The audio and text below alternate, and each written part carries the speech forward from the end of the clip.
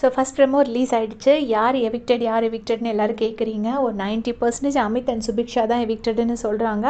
இருந்தாலும் சாயங்காலம் ஒரு 5 மணி போல் கிடைக்கிற அப்டேட் தான் அது. Confirmed update. அது வரைக்கும் நம்ம கன்ஃபார்ம்டாக எதையுமே சொல்ல முடியாது. இப்போ வந்து விஜய் சேதுபதி சார் என்ன சொல்கிறாருன்னா, பேசுகிறது கொஞ்சம் சாஃப்டாக தான் பேசுகிறாரு. ஆனால் அன்றைக்கி கன்ஃபார்ம்ட் ரோஸ்ட் எபிசோட் தான்.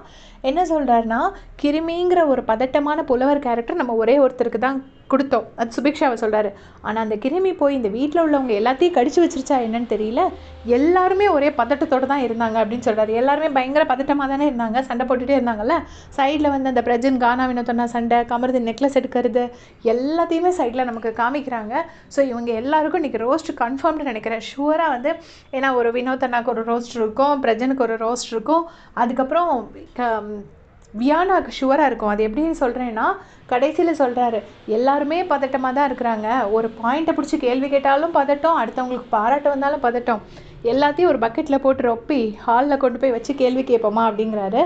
ஸோ ஷுவராக வந்து அந்த வியானா பக்கெட் இஷ்யூ ரம்யா சொல்லி விக்ரம் எடுத்துக்கொண்டு வச்சுருப்பார்ல, அதுக்காக பேச போகிறாருன்னு நான் நினைக்கிறேன். இந்த சண்டையெல்லாம் காட்டுறதுனால ஷுவராக இவங்க எல்லாருக்கும் இன்றைக்கி ரோஸ்ட் இருக்கும்னு நினைக்கிறேன். அப்புறம் எவிக்ஷன் அப்டேட் உங்களுக்கு கன்ஃபார்ம்டாக தெரிஞ்சப்பறம் நான் செப்பரேட்டாக வீடியோ போடுறேன். தேங்க்ஸ் ஃபார் வாட்சிங்.